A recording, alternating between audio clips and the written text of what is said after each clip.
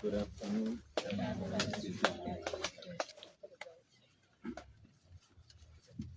And can I limit you over?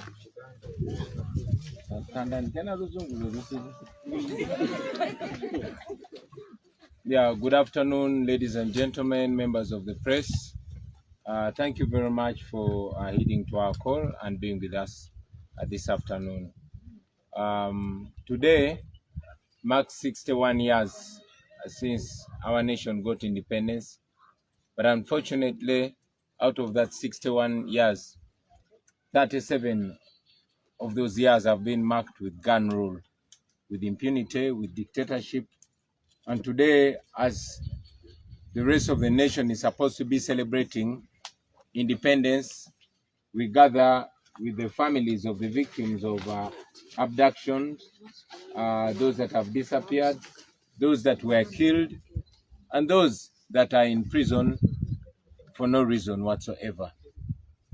With me here, I'm with the families of the likes of Semud Liasini, Kalanzi, and the most recent abduction is our brother and your fellow journalist, Sesanga Bate, was abducted, and up to now, we don't know where. So we are here to reaffirm that we're not independent. Today we're supposed to hold our prayers in solidarity with our missing and detained brothers. But as you saw, General Museveni has ordered the military and police to block us from our offices in Kamocha, our offices in Bwaise have all been cordoned off by police and the military. As I speak right now, our leaders are in detention. Our Secretary General, Comrade David Lewis Rubongoya, our spokesperson, Comrade Joel Senyonyi, Bishop Tom Sange, our head of training, Pastor Mwanguzi, have all been arrested and they are in detention right now. You saw just a few days ago when I returned on the 5th, I was abducted, I was kidnapped from the tarmac of the national/international airport in Entebbe with utmost impunity. That is the state of affairs in our country, Uganda. For now, we won't substantially address the nation because now we are running up and down trying to secure freedom for our comrades. But in the coming hours, we shall be substantially addressing the nation and guiding on the way forward. I want to reaffirm that we are going to go on with our second phase of the national tour, and that is part of the communication that we were meant to do today, but we shall communicate it as soon as we secure safety and freedom for our brothers and sisters. I thank you, ladies and gentlemen. Tubaniriza basebo ne banyabo banamawulire olwaleero tubebaza olw'okuli omulanga gwaffe ne mujja muwulize bye tulina okwogerako eri eggwanga ate mubyongereyo eri bannansi bannaffe. Lunaku lwaleero nga 9 omwezi gw'Ekkumi mwaka 2023 wegiweze emyaka 61 bukyanga ensi yaffe Uganda efuna bwetwaze oba bukyanga kirangirirwa titufunye obwetwaze tuli independent. Nebigenda maaso mu ggwanga lyaffe byongera okakasa nti tetuli independent. Mwenna mwalabye lwe nakomyewo nga 5 bampambidde ku kisaawe ky'ennyonyi Entebbe era abantu bangi ne bakwatibwa abasukka mu 3. Olunaku lwaleero tuli wano era ffe nga bannaffe abalala bonna bajaguza ameefuga ga Uganda, ffe tubadde tuli bakusinkana okusabira obulamu n'emyoyo gy'Abaganda baffe abo abawambibwa abatamanyiddwako mayitire, abo abali mu makomera awatali musango, n'abo abaatemulwa. Olwaleero ndi n'ezimu ku famire z'abannaffe abawambibwa omuli ba Machete Yasini, omuli ba Semudu Michael, omuli ba Damulira John, omuli ba Kibalama John Bosco, omuli ba Sheriff Kalanzi, omuli ba Sanya Mudini n'abalala bangi nnyo. Naye ekyenjawulo ennaku ntono nnyo eziyise ne munnamawulire munnammwe muganda waffe omugundivu amanyiddwa nga Sesanga Batte naye yawambiddwa era paka kati tetumanyi gyali, tetumanyi gye bamukuumidde ng'enkola ya Museveni bweri. Tukivumirira ekyo ne sekikuvumira kwonna era twagala okukakasa Bannayuganda nti tetugenda kuzikiza, tetugenda kulekerawo okulwanirira obwenkanya, okulwanirira eddembe lyaffe n'okulwanirira Bannayuganda bonna abave mu buwambe. Myaka 61 Uganda gyemaze bukyangeefuna bwetwaze emyaka 37 gye gyakagwako nga tufugibwa ku mudumu gwa mmundu, nga tufugibwa omuntu omu John Museveni, nga Bannayuganda tebalina ddembe lyabwe. Tukivumirira ekyo.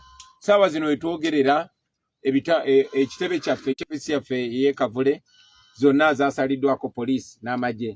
Abakulembeze bannaffe omuli Secretary General waffe David Lewis Bongoya, omuli omwogezi waffe Joel Senyonyi, omuli akulira entendeka n'okusomesa abantu ennono yaffe gwe bayita Pastor Muwanguzi ne Bishop Tomusange omunaddiini bakwatiddwa era bakyakumirwa ku poliisi awatali musango. Ekyo no tukivumirira, naye twagala okutegeeza Bannayuganda tetugenda kulekeraawo, tetugenda kusirika, tugenda mu maaso nga tulwanirira eddembe.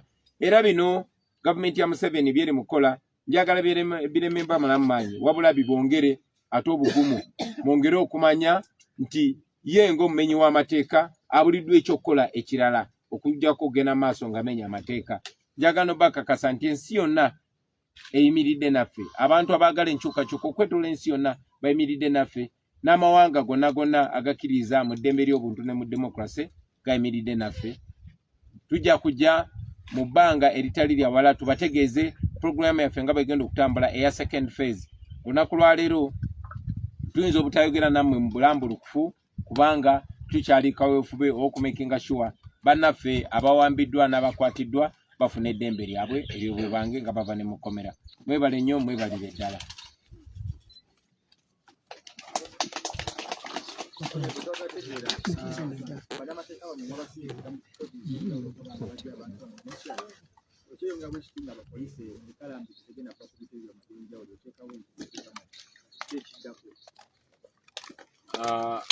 Bannamateeka baffe baabakanye dda n'omulimu ogw'okumakinga sure bataasa baganda baffe obajja mu nkomyo. Si Kira Road wokka ne mu bitundu by'eggwanga eby'enjawulo kubanga tulina information bagenze bakwata n'okuwamba abawagizi n'abakulembeze ba NUP okwetoloola ebitundu eby'enjawulo si mu Kampala wokka. So bannamateeka baffe baabakanye dda n'omulimu ogwo era tukakasa nti bannaffe bajja kuba either nga bavudde mu kkomera oba nga tumanyi awatuufu basibiddwa na misango ki egy'ekimpatira gye babaguddeko. Ekya poliisi n'amagye okulemera ku bitebe byaffe tetusobola kubuulira mumenyi w'amateeka ate ng'alina okukuuma amateeka di wagenda kuddamu nsonyi na kuddamu buntu bulamu. Naye tuze tukibagamba nti omuntu akunyigiriza tekigenda kuva mu buntu bulamu bwe alekerawo okunyigiriza, wabula kigenda kuva mu kwerwanako kwo gwe ng'omuntu okumakinga sure tibalekerawo okunyigiriza. Nawe kibuze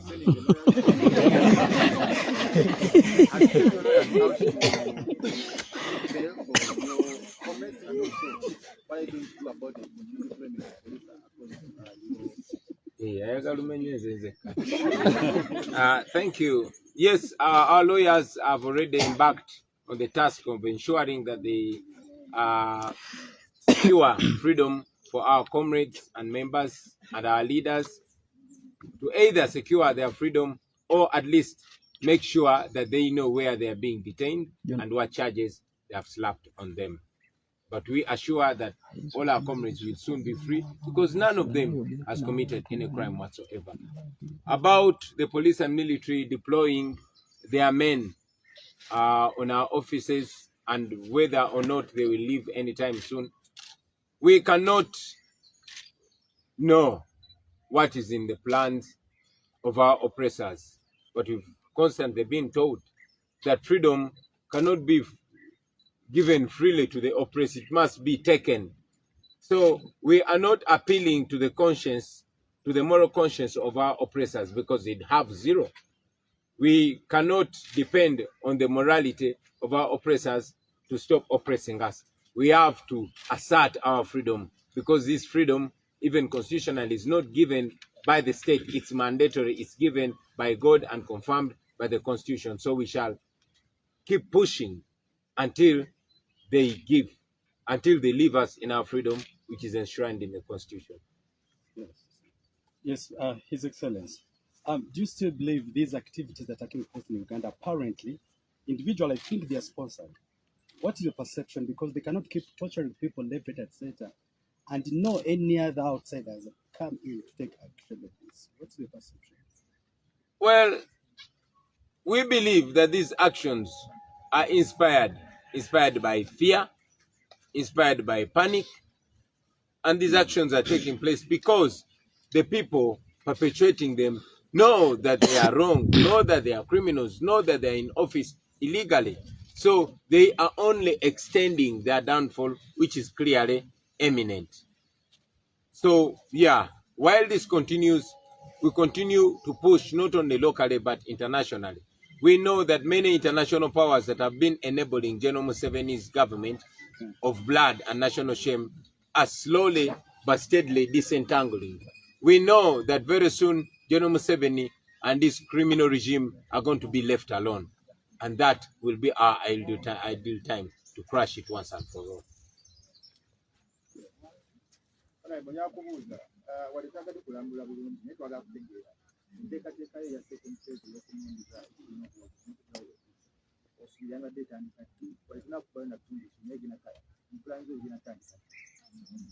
Programu yaffe ya second phase ebadde inakutandika ku Lwakusatu luno okwosa enkya era tulinze bannaffe bonna bateebwe, then tugenda kuvaayo n'ennambulula entuufu era yonna gye tulina okubeera batulinde tujja batuukako.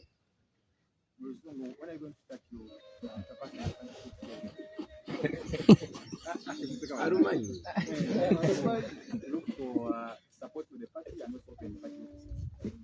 Yeah, ideally our second phase of the national tour is meant to start on Wednesday this week.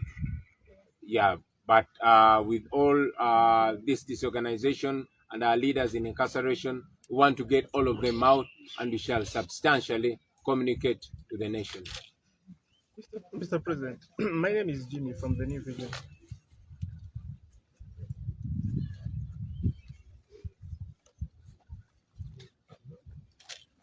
Yes, whenever you start your plans of moving across the country on your programs of the countrywide tour, always threats of bombs come up.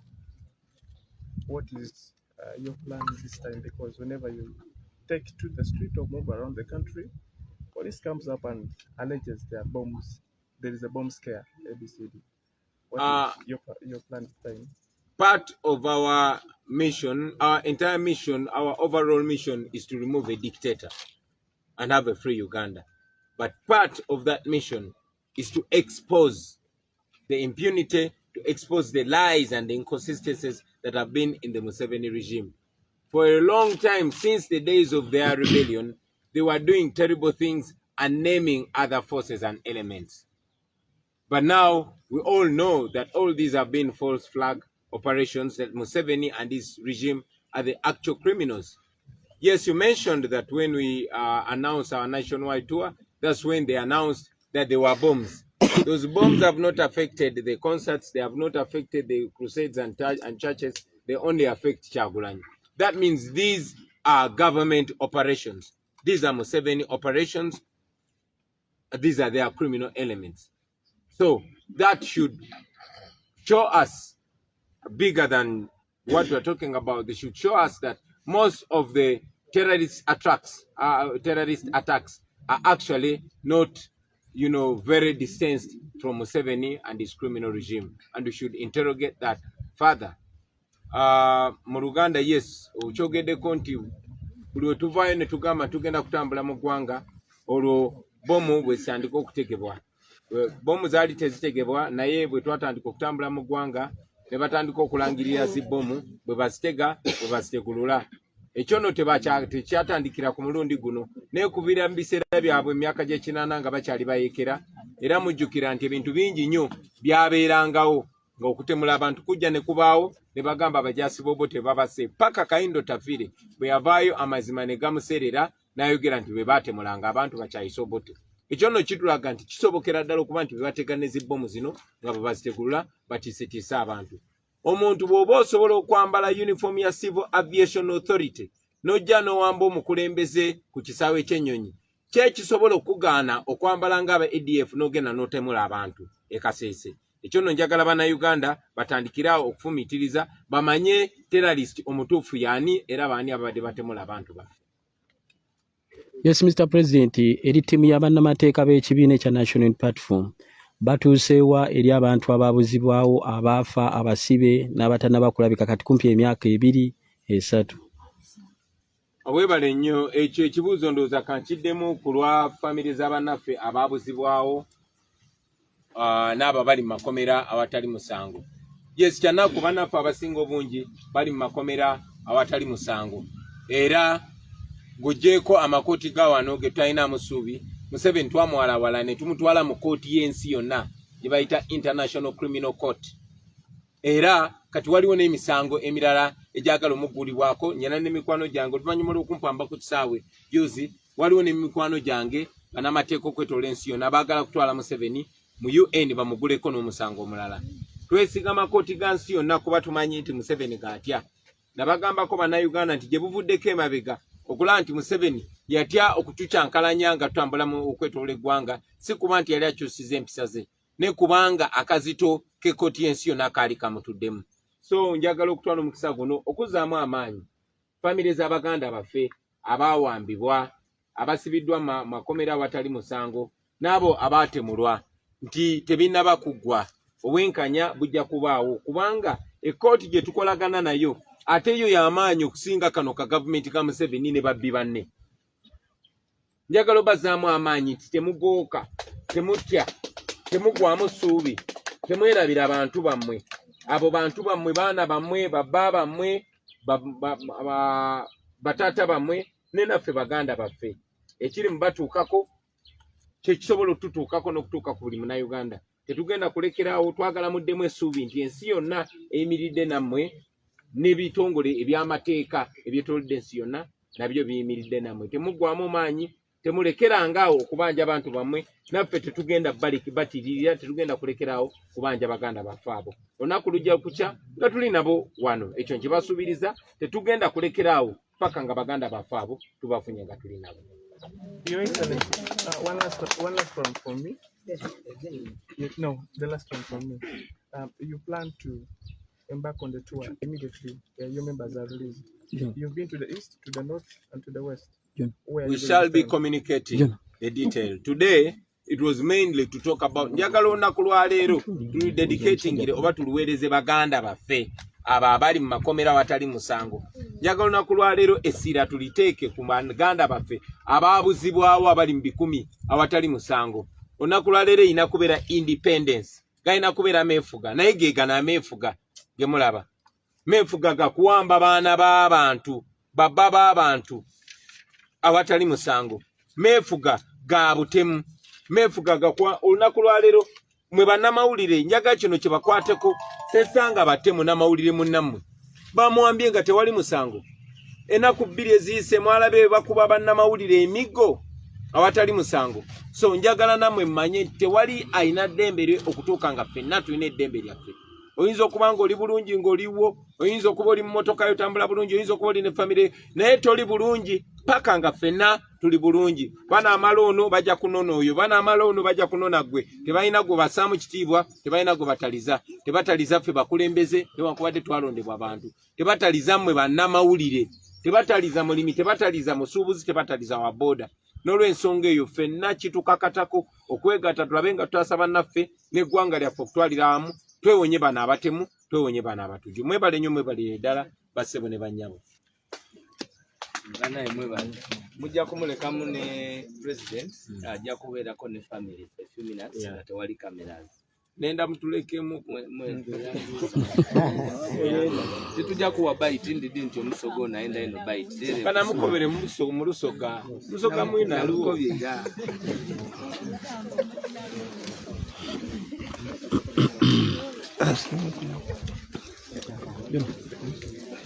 balinze mu kamera za